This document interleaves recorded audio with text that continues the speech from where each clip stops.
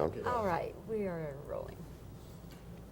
Well, Dan Aykroyd, it has been many, many years since I have seen you. Many, many years and quite a few pictures ago, but it's fun to be able to talk with you because I just don't see any way that Ghostbusters can be anything but a big, big hit. We feel very good about it. We think that it's just the type of movie for the summer, because the summer is a bright, happy, positive time of year, and this is what this film is. Although we do try to give you some thrills and scare you a little bit. Basically, I think the family can see it. We're safely within PG, and I'm very happy about that because I don't think this is my first release that's gotten a PG rating, and I'm pleased that that's happened. Actually, though, you're making a brief appearance in another PG movie that's real hot right now, Indiana Jones. Well, I thought that's what all this press was about. Told me it's this Ghostbusters thing. That was fun. That was basically, I took advantage of friendship with Frank and Steven to come in and say, hey, what have you got in this movie for me? And I just wanted to be a part of it and work with them, and they were great. They found something in the film for me to do, And actually, you're the guy at the airport. I put them on the plane to doom and destruction. Yes. Yeah. How many lines do you have in that? I guess I had about 8 lines, and Stephen and I determined that, please keep it wide so that they could see my shorts. Yes, My beautiful knee legs. socks. You are the person who wrote the first draft of Ghostbusters, so Correct. I have to assume that the whole thing evolved in your head, in your imagination, right? Well, let's say that the initial characters and the hardware, the sets, the designs, some of the special effects and visuals I conceived of. What was your inspiration for just the general idea of the story? I just felt that this generation of American humorists or comedians hadn't treated ghosts in any capacity really at all. Poltergeist was not a humorous film. It was a serious treatment of that subject matter. And humor and ghosts, cinema humor, film humor, and ghostly happenings have been linked for years through Abbott and Costello, the Bowery Boys, and Jerry Lewis, Dean Martin, Bob Hope. All these American comedians did ghost movies. So I thought, wouldn't it be great to do a really funny ghost movie today and take advantage of all the special effects research and development that has been done? So just blending those two concepts, I came up with a first draft which, was vastly changed when I began to write with Ivan and Harold. And Ivan really pulled this one off. I mean, it is really down to him, really. What is the cost of this movie altogether? Well, the hard costs, if you're not counting actors' salaries and prints and ads, would be about $30 million. And then if you add prints and ads and actors' salaries, then you're talking about 40. But the hard cost was about 30. Now, that money doesn't go into a hole, or it doesn't go to film stock, or it doesn't go to buy, extra lights in the studio. It goes to labor. And right now, Hollywood needs this type of picture because independents and other groups are doing non-union movies, and it's bad for the trade. Some of the trades aren't working. Not all the labor in Hollywood is working. So a big picture like this makes the laborers very happy. I'm very popular with the unions out there. And, the cost is very high on many Indiana Jones in the mid-30s. Once Upon a Time in the West, 40, above 40, that's hard production costs. Cotton Club, same thing. The Natural, a sweet kind of small-scale movie in a sense. It's 26, 27.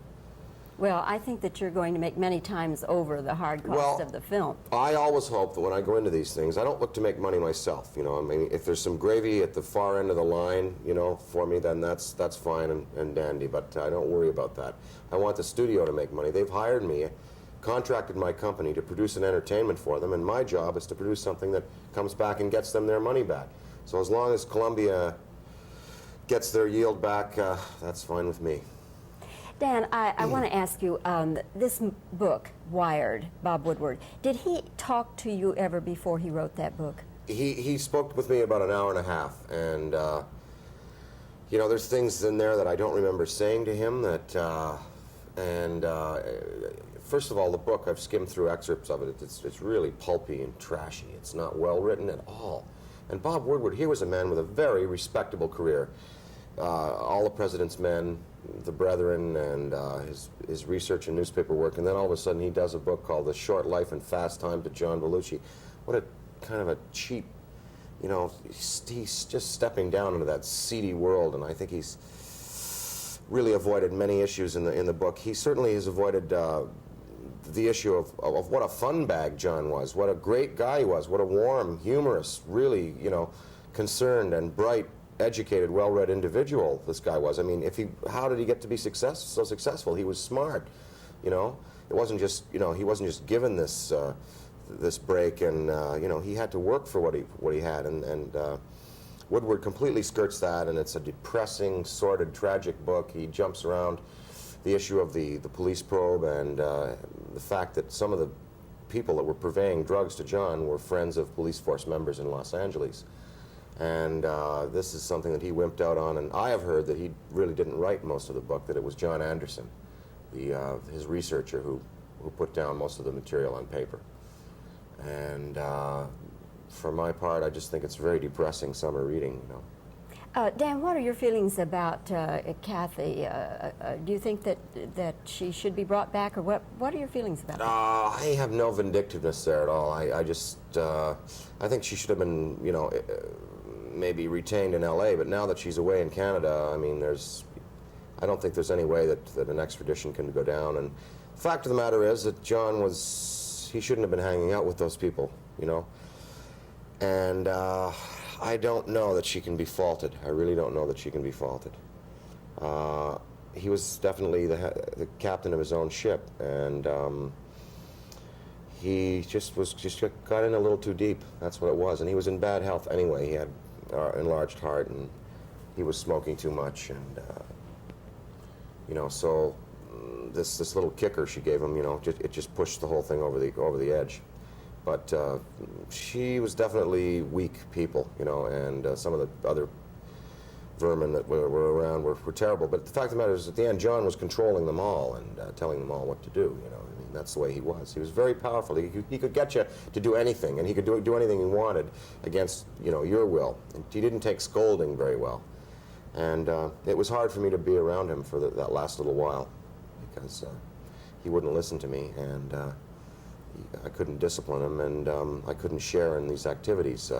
I've said in the book that, you know, had I been with him, I might have, you know, jumped right in alongside it and tried it, you know. But I think what I meant there was just to relieve him of some of the pressure and the stigma, and, you know, kind of make people think, well, hell, hey, he wasn't all that bad. I could be just as bad. Well, the fact of the matter is that I really couldn't relate to a lot of that activity, and I don't like people who use cocaine because it makes them psycho, and their jaws go crazy and their eyes get, you know, it's just a bad substance generally. And I'll speak out against drug abuse when the U.S. Air Force starts forcing down the smugglers' planes. It's a billion-dollar industry. What can I do other than maybe say to a few kids out there that, you know, it's better to be different, and you're more special if you say no when this stuff is offered.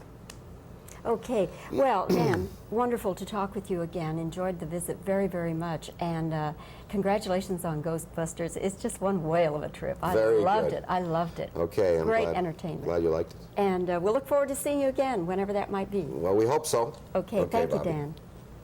Super interview.